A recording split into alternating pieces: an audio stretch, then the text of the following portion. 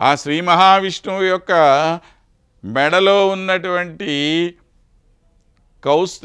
ఏమిటి వైజయంతి మాలను తాను స్వీకరించి ఆ వైజయంతి మాలను ఒక ఉయ్యాలగా చేసుకొని ఇలా ఉయ్యాల ఊగేటువంటి ఈమె ఆ ఉయ్యాలతో అబ్బా ఎంత కష్టం, అబ్బా ఎంత కష్టం అని చెప్పి తాను అనుకుంటున్నట్టుగా మనం భావన చేసుకున్నామే. ఎంత కోమలత్వం ఇది, ఎంత మృదుత్వం ఇది. ఇటువంటి మృదుత్వం అంతా కూడా ఆమెకు ఉన్నది అని మనం అనుకుంటున్నప్పుడు, మనం చెప్పుకుంటున్నప్పుడు, ఇప్పుడు ఇంత పెద్ద శంఖాన్ని ఆమె మోయగలుగుతుందా, ఆ చక్రాన్ని మోయగలుగుతుందా, ఈ గదని మోయగలుగుతుందా, చేతిలో అంత పెద్ద ఆ విష్ణు ధనస్సుని పట్టుకోగలుగుతుందా, ఆ కత్తిని మోయగలుగుతుందా, ఇంత పెద్ద వైజయంతి మాలను ధరించగలుగుతుందా, కౌస్తుభ మణిని పెట్టుకోగలుగుతుందా, ఏం చేయగలుగుతుంది అని ఆయన అనుకుంటున్నాడండి. అమ్మవారు కోమలత్వం అని మనం చెప్పుకునేటువంటివి మన వైపు నుంచి మనం భావించే మాటలే. ఆమె ఎంత శక్తివంతురాలో మనం ఇంత ముందే ఓ చిన్న ఉదాహరణ ద్వారా కూడా చెప్పుకున్నాం. కొన్ని వందల చక్రాల బండి మీద ఉన్నటువంటి శివధనస్సుని ఒక్క చేత్తో అలవోకగా నెట్టేసినటువంటి శక్తి ఈమెకి సొత్తు. కానీ ఆమె మీద ఉండేటువంటి ప్రేమ చేత శ్రీమన్నారాయణుడు ఏమనుకుంటున్నాడు, అయ్యయ్యో మా లక్ష్మీదేవికి ఎందుకు ఈ కష్టమంతా కూడా, ఆ కష్టం ఏదో నేనే భరించేస్తాలే, ఆమెని హాయిగా ఉండని అని ఈ పంచాయుధాలు మిగిలినటువంటి ఆయుధాల్లాగా జీవం లేనటువంటివి కాదు. స్వామి యొక్క పంచాయుధాలు జీవం కలిగినటువంటివి,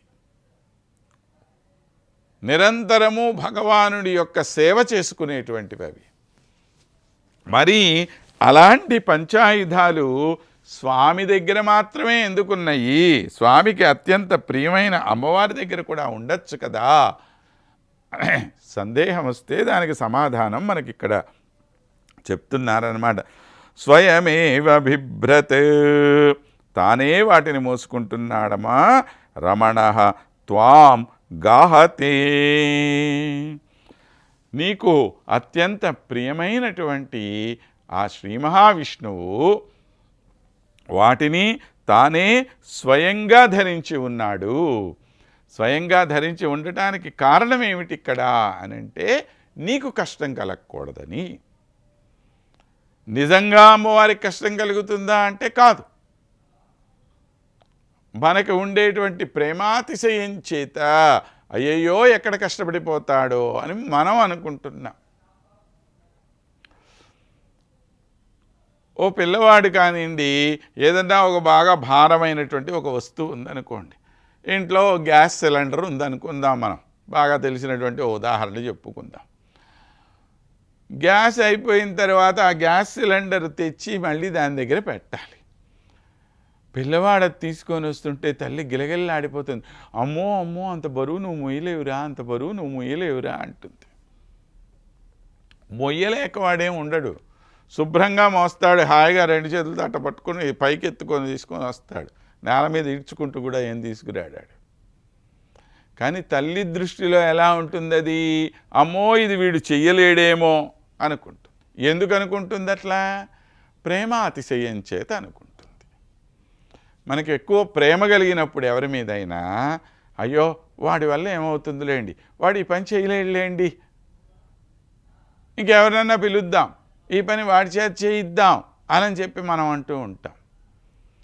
వాస్తవానికి వాళ్ళ దగ్గర సామర్థ్యం లేక కాదు, అది మనకుండేటువంటి ప్రేమాతిశయం చేత మనం అలా భావన చేస్తూ ఉన్నాం.